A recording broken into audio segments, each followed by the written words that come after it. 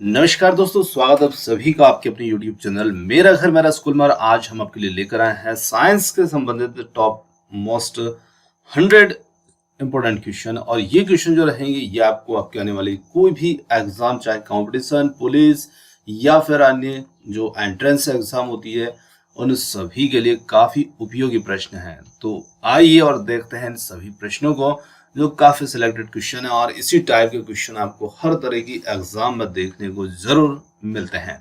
तो ये प्रश्न काफी उपयोगी रहेंगे आपके लिए, निश्चित ही वीडियो आप लास्ट तक जरूर देखिएगा। तो यहाँ पर बढ़ते हैं हम फर्स्ट क्वेश्चन की ओर और देखते हैं फर्स्ट क्वेश्चन को। फर्स्ट क्वेश्चन आ रहा है यहाँ पर, पिच ब्लेंडी में कौन सा रेडियो एक्टिव तत्व प्राप्त किया गया था पिच ब्लेंडी से। तो कहने का मतलब है कि जो पिच ब्लेंडी होता है, इससे कौन सा रेडियो एक्टिव तत्व प्राप्त होता है या किया गया था। तो यहाँ पर हमारा उत्तर हो जाता है इसके अंदर रेडियम। क्वेश्चन आपको वन लाइनर मिलेंगे क्योंकि 100 क्वेश्चन में काफी समय लग जाता है। अगला क्वेश्चन आता है, गिरगिट की त्वचा में रंग बदलने का जो कारण होता है वो क्या होता है। तो देखिए, गिरगिट की जो त्वचा होती है उसमें रंग बदलना जो होता है, इसमें एक प्रकार का उसके अंदर अनुकूलन भी होता है।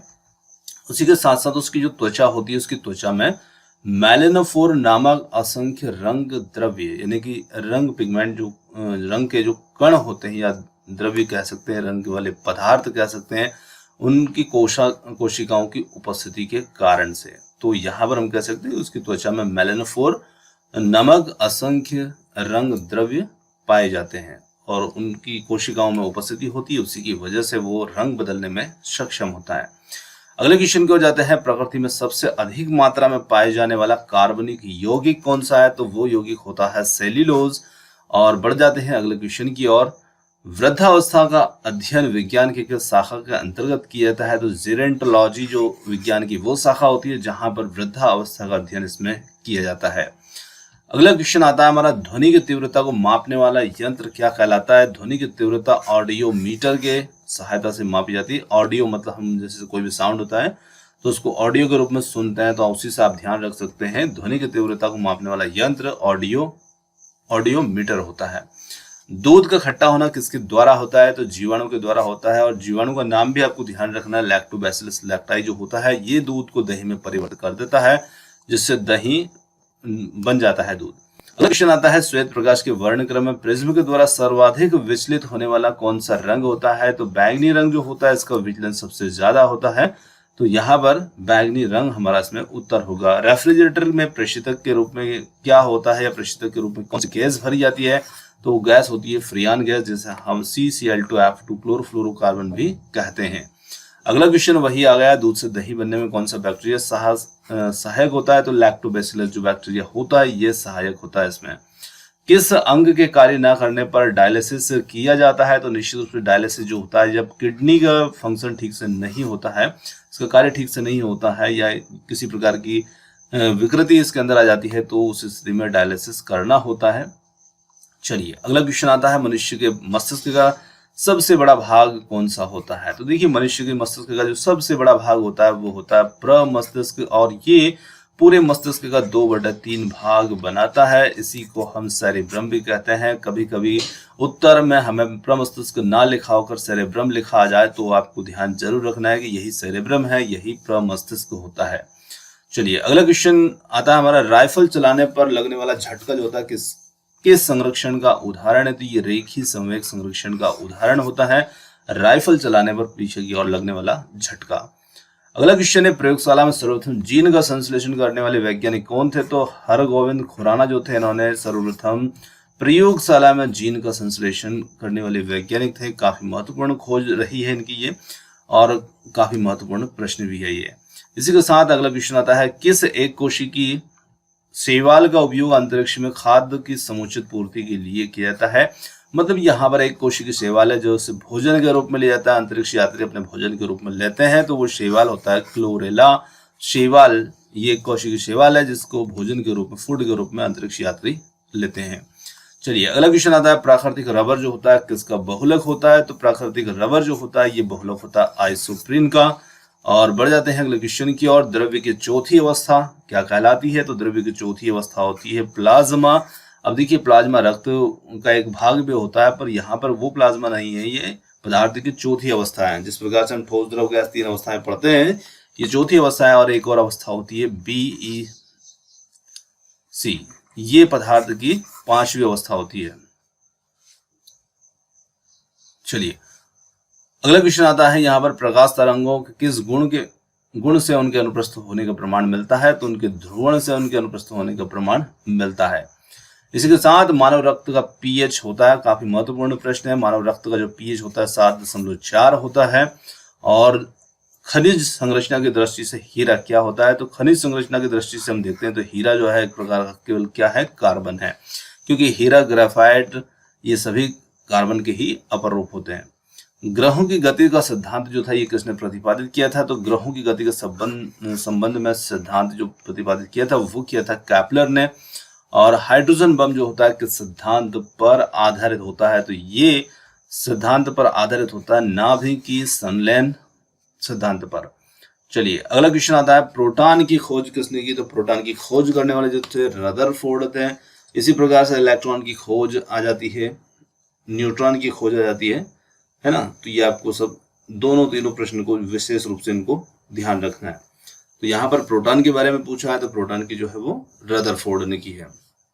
चलिए न्यूट्रॉन की चार्विक ने की है और इलेक्ट्रॉन की थॉमसन ने। चलिए अगले क्वेश्चन की ओर जाते हैं, कौन सा पदार्थ जो है पृथ्वी पर तीनों अवस्थाओं में पाया जाता है? तो हम जानते हैं कि जो पानी होता है, जल, ये पाया जाता है तीनों अवस्थाओं में, ठोस, द्रव, गैस सभी अवस्थाओं में। अगला क्वेश्चन आता है, हीरे के संबंध में कैरेट क्या होता है? तो हीरे के संबंध में यदि हम कैरेट की बात करते हैं तो हीरे के भार का जो मात्रक होता है ये होता है कैरेट। गैल्वेनीकृत लोहे पर किसका लेप होता है? तो गैल्वेनीकृत लोहे पर लेप होता है जिंक का। और जिंक वाला जो लोहा होता है उसे हम गैल्वेनाइज्ड आयरन कहते हैं, यानी कि जिस पर जिंक लेपित हो चुका है, तो ये जिंक का लेप इस पर किया जाता है। अगला क्वेश्चन है, भारत में 28 फरवरी को विज्ञान दिवस किस उपलक्ष्य में मनाया जाता है? तो यदि हम बात करें तो सीवी रमन के द्वारा जो परमाणु प्रभाव की खोज करने के दिन के उपलक्ष्य में इसे विज्ञान दिवस के रूप में मनाया जाता है, क्योंकि हमारे जो भारत के वैज्ञानिक थे सर सीवी रमन, और इनके द्वारा एक महत्वपूर्ण खोज की गई थी रमन प्रभाव, उसी के उपलक्ष्य में ये विज्ञान दिवस मनाया जाता है। और ये मनाया जाता है 28 फरवरी को, तो ये आप जरूर ध्यान रखिएगा। चलिए अगले क्वेश्चन की ओर जाते हैं। अगला क्वेश्चन है, विद्युत मोटर का क्या कार्य होता है? तो विद्युत मोटर का कार्य होता है विद्युत ऊर्जा का यांत्रिक ऊर्जा में रूपांतरण करना। ये प्रश्न जो होता है, जैसे विद्युत मोटर का क्या कार्य है, इसी प्रकार से एक होता है जनरेटर जिसे हम कहते हैं, ये इसके विपरीत होता है। तो कभी कभी ये प्रश्न भी आ जाता है, ये भी ध्यान रखिएगा आप, जनरेटर का जो होता है वो क्या कार्य करता है या कौन सी ऊर्जा को किस में बदलता है?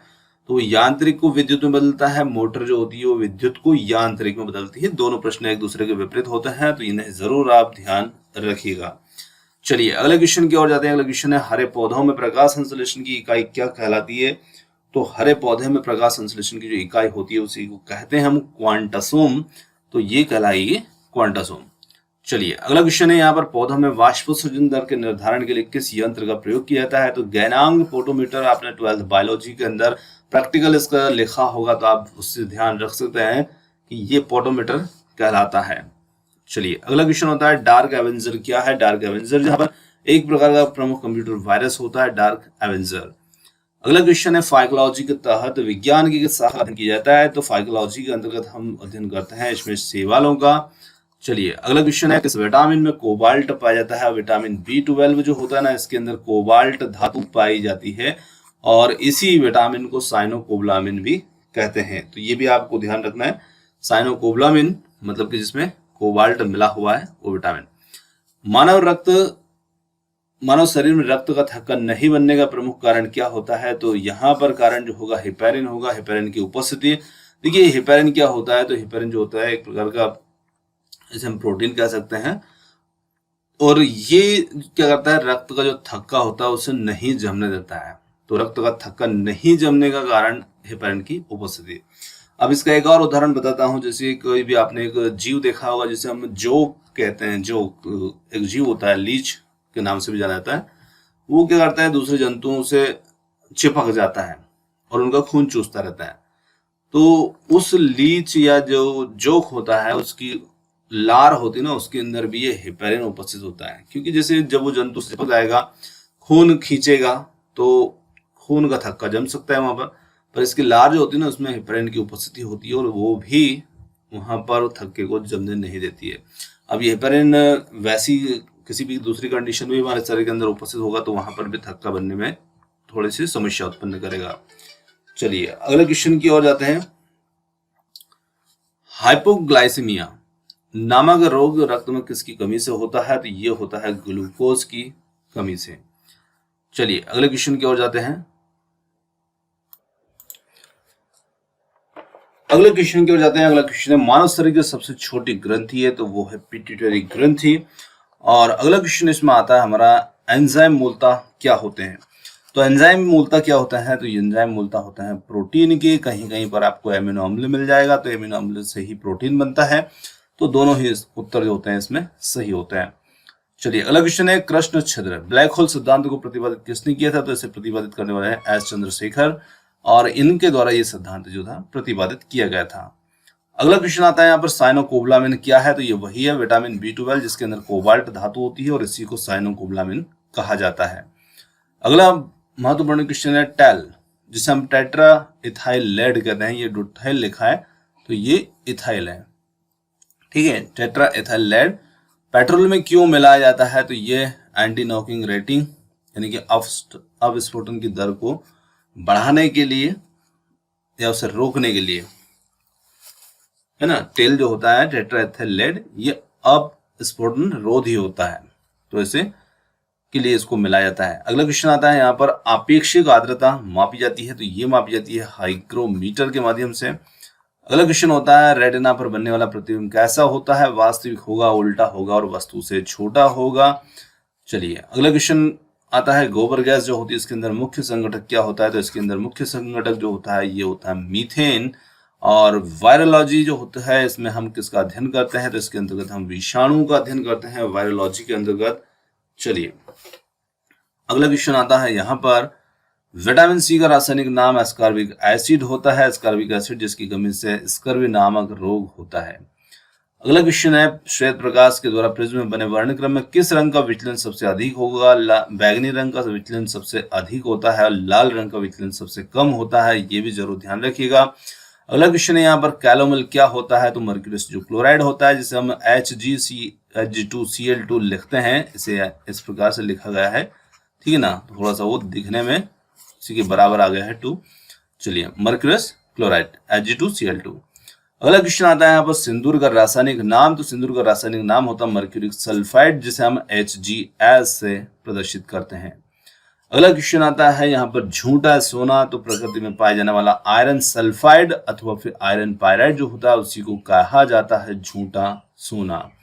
चलिए अगला क्वेश्चन है आंतों में प्रोटीन को एमिनो अम्ल में अपघटित करने वाले उत्प्रेरक होते हैं। तो देखिए प्रोटीन को अपघटित एमिनो अम्ल में तोड़ने वाले जो एंजाइम्स होते हैं वो होते हैं पैप्सिन एंजाइम और ये क्या करते हैं? प्रोटीन को अपघटित करते हैं एमिनो अम्ल के रूप में। चलिए अगले क्वेश्चन की ओर जाते हैं। अगला क्वेश्चन है हमारा एस्ट्रोडी क्या है? तो एस्ट्रोडी ब्रह्मांड के विकास का अध्ययन करने वाला एक जापानी एक्सरे उपग्रह है जिसका नाम है एस्ट्रोडी। चलिए अगला क्वेश्चन है ध्रुव तारा आकाश में एक स्थान पर दिखाई देता है जबकि अन्य तारे नहीं, इसका क्या कारण होता है? तो ध्रुव तारा जो होता है इसका पृथ्वी के घूर्णन अक्ष की दिशा में स्थित होना, उसी वजह से ये हमें एक जगह पर स्थायी दिखाई देता है। अगला क्वेश्चन आता है हमारा यहाँ पर स्फिग्नोमीटर नामक यंत्र से हम क्या नापते हैं? तो इससे हम ब्लड प्रेशर को मापते हैं और ब्लड प्रेशर मापने का जो यंत्र होता है उसे कहा जाता है स्फिग्नोमीटर।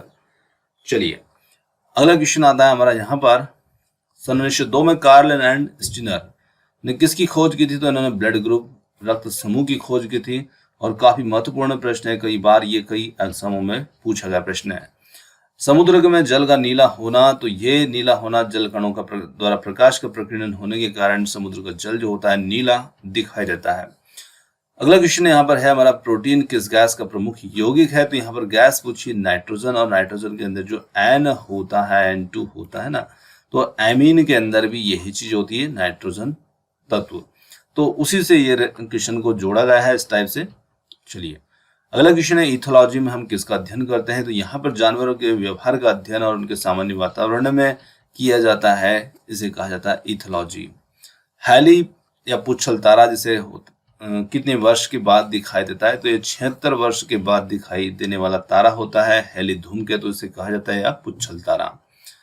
अगला क्वेश्चन है यहाँ पर किन तरंगों की सहायता से चमगादड़ें रात में सुरक्षित उड़ती है, तो पराश्रव्य ध्वनि जो होती है उन तरंगों की सहायता से ये चमगादड़ जो होती है रात में सुरक्षित रूप से उड़ती रहती है। अगला क्वेश्चन है यहाँ पर रक्त का थक्का जमाने में कौन सा विटामिन जो होता है ये सहायक होता है, तो रक्त का थक्का जमाने में विटामिन के जो होता है ये बहुत ही सहायक होता है।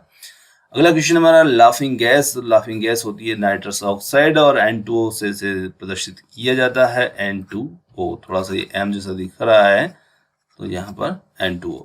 चलिए अगला क्वेश्चन है शरीर का सारा रक्त किसके माध्यम से शुद्ध होता है, तो हम जानते हैं किडनी जो होती है ये रक्त को शुद्ध करने का कार्य करती है।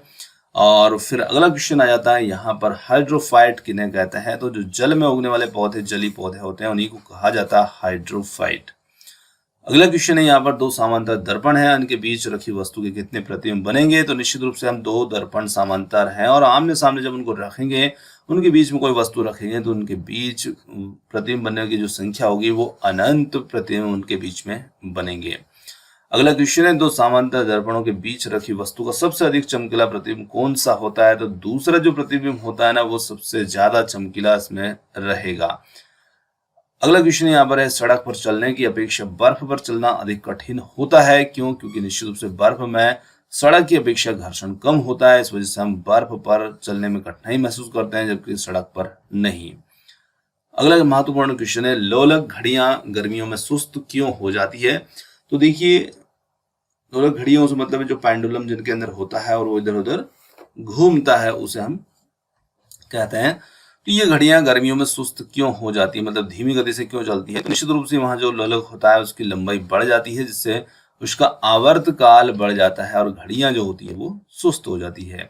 जैसे जो पेंडुलम होता है ये इधर और इधर जाता रहता है, तो इसकी लंबाई बढ़ेगी तो क्या होगा, इसका जो आवर्त काल होगा इधर से उधर जाने का जो समय होगा वो ज्यादा लगेगा इसको, है ना, वो ज्यादा लगेगा तो निश्चित रूप से ये घड़ी सुस्त हो जाएगी। अगला क्वेश्चन आता है मनुष्य में दाद या रिंग वर्म के रोग कारक का नाम क्या है, तो माइक्रोस्पोरम जो है ये यहाँ पर रिंग वर्म के रोग कारक का नाम है। अगला हमारा क्वेश्चन है यहाँ पर स्कर्वी नामक रोग जो होता है किस विटामिन के अभाव में होता है, तो विटामिन सी के अभाव में हमें स्कर्वी नामक रोग जो होता है ये देखने को मिलता है। सबसे भारी धातु की बात करते हैं तो ऑस्मियम जो है ये सबसे भारी धातु के अंतर्गत आता है, ऑस्मियम। विद्युत का सबसे अच्छा चालक होता है चांदी और तांबा, चांदी पहले नंबर पर है।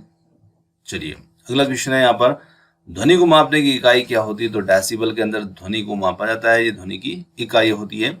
और अगला क्वेश्चन यहाँ पर है स्टेनलेस स्टील में किन धातुओं को मिश्रित करके बनाया जाता है, स्टेनलेस स्टील जो होता है किन किन धातुओं को मिश्रित करके बनाया जाता है, तो ये क्रोमियम लोहा और निकल धातुओं को मिश्रित करके बनाया जाता है।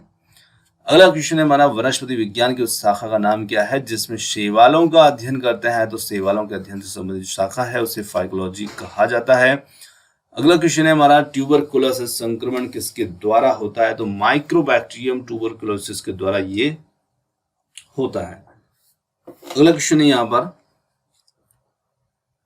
1024 बाइट किसके बराबर होते हैं, तो 1024 बाइट जो होते हैं ये 1 किलो बाइट के बराबर होते हैं, यानी कि ये बाइट है ये किलो बाइट है, तो इसे हम 1 KB भी लिख सकते हैं, ठीक है ये। चलिए अगला क्वेश्चन है यहाँ को सूत्र दे रखा CH3OH सूत्र ये है किस रसायन का सूत्र, तो मैथिल अल्कोहल का ये सूत्र होता है।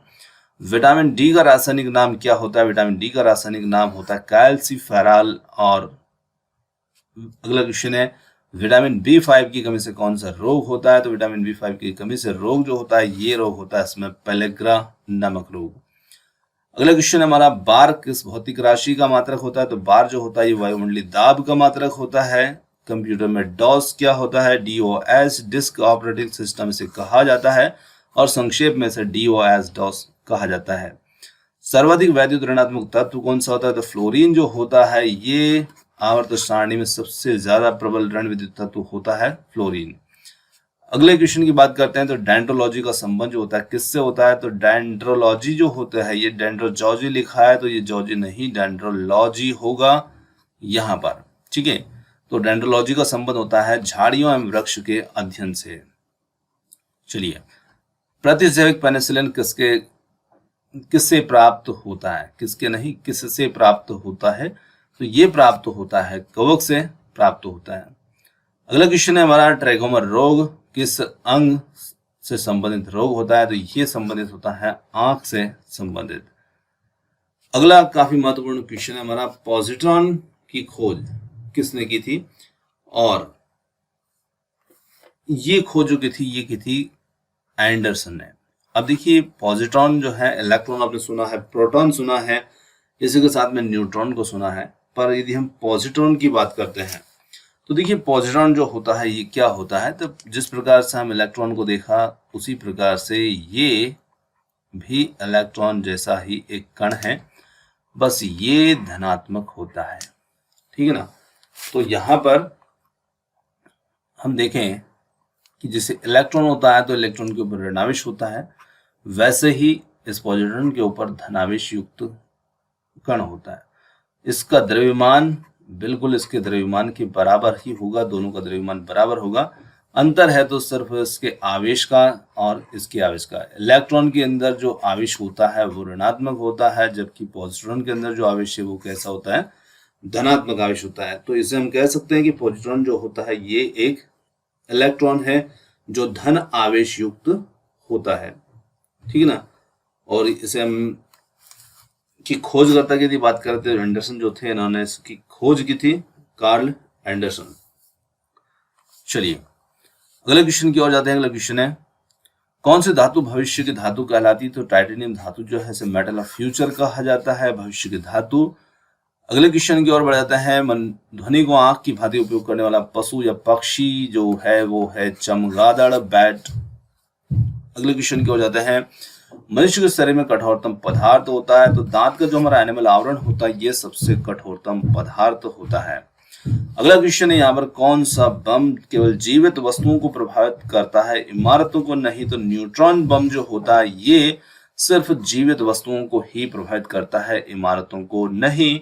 और अगले क्वेश्चन की ओर जाते हैं, तो खानों के अंदर अधिकांश विस्फोटक किन गैसों के मिल जाने से होता है? तो मीथेन तथा वायु के मिल जाने से अधिकतर विस्फोट खानों के अंदर हो जाते हैं। अगला क्वेश्चन है यहाँ पर, कोबाल्ट ऑक्साइड कांच को कौन सा रंग प्रदान करता है? तो कांच को कोबाल्ट ऑक्साइड जो होता है गहरा नीला रंग प्रदान करता है।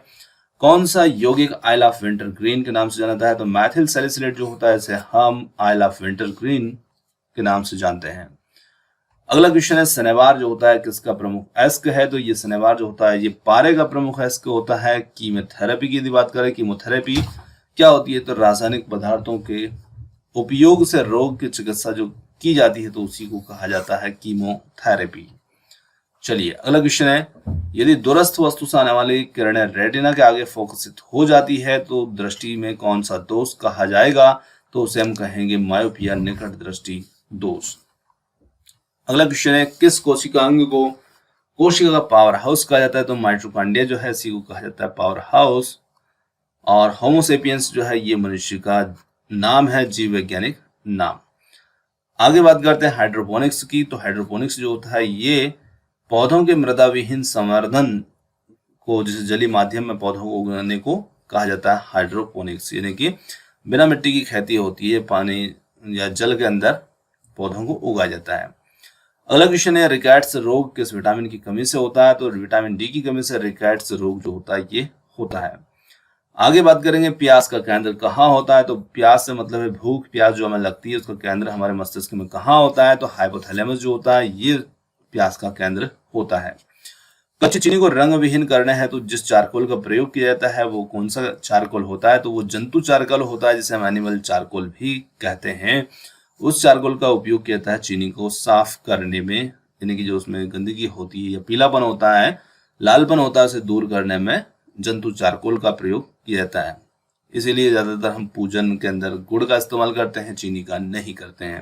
अगले क्वेश्चन है यहाँ पर, जीवों के क्लोन हम शक्ल तैयार करने की विधि वैज्ञानिक पद्धति क्या कहलाती है? तो इसी को कहते हैं हम क्लोनिंग, और क्लोनिंग के माध्यम से जीवों के क्लोन तैयार किए जाते हैं। चलिए अगले क्वेश्चन की ओर जाते हैं। अगला क्वेश्चन है, एम्स किसका संक्षिप्त रूप है? तो एम्स जो होता है ये all India institute of medical sciences, इसका संक्षिप्त रूप होता है। जब रक्त में ऑक्सीजन की सांद्रता में कमी होती है तो श्वास की गति किस प्रकार प्रभावित होगी? तो श्वास की गति निश्चित रूप से बढ़ जाएगी जब हमारे रक्त में ऑक्सीजन की सांद्रता में कमी होगी। अगले क्वेश्चन की बात करें, रेडियो के आविष्कारक जी मार्कोनी कहाँ के रहने वाले थे? तो ये इटली के रहने वाले थे। आगे बात करते हैं, शराब का अत्यधिक सेवन करने से मानव के किस अंग को क्षति होती है? तो लीवर जो होता है ये खराब होता है, लीवर को क्षति पहुंचती है शराब पीने से। अगला क्वेश्चन है यहाँ पर, कोशिका की खोज किस वैज्ञानिक ने की है? रॉबर्ट हुक ने कोशिका की खोज की है। और अगले क्वेश्चन की ओर जाते हैं, तो श्वेत रक्त कणिकाओं का प्रमुख कार्य क्या होता है? रोगों से रक्षा करना, लड़ना, ये कार्य होता है WBC सेल्स का। रक्त स्कंदन में कौन सा विटामिन क्रियाशील होता है? तो विटामिन के जो होता है ये रक्त स्कंदन में क्रियाशील विटामिन होता है। आगे बात करते हैं, एंटीजन क्या होते हैं? तो एंटीबॉडी का निर्माण हेतु उत्प्रेरक होते हैं जो एंटीबॉडी को उत्प्रेरित करते हैं। अगला क्वेश्चन है यहाँ पर, यूजेनिक्स किसके अध्ययन से का विज्ञान है? तो मानव को अनुवांशिक अध्ययन का विज्ञान जो होता है इसे कहा जाता है यूजेनिक्स। चलिए अगला क्वेश्चन है आता हमारा, वसा का पाचन कौन सा एंजाइम करता है? तो वसा का पाचन करता है लाइपेज नामक एंजाइम। तो इस प्रकार आज के जो हमारे साइंस से संबंधित 100 क्वेश्चन थे, तो यहाँ पर हमने 110 क्वेश्चन देखे हैं, 110 क्वेश्चन इसमें देखे हैं। तो ये आपको कैसे लगे कमेंट्स करके जरूर बताइएगा, और वीडियो पसंद आए तो वीडियो को लाइक, शेयर, चैनल को सब्सक्राइब करना मत भूलिएगा, ताकि आने वाले अगले वीडियो की नोटिफिकेशन भी आपको जल्द से जल्द प्राप्त हो सके। और आपने जो समय दिया उसके लिए बहुत बहुत धन्यवाद। Thanks for watching. मिलते हैं जल्द ही एक और नए किसी अगले वीडियो के साथ। धन्यवाद।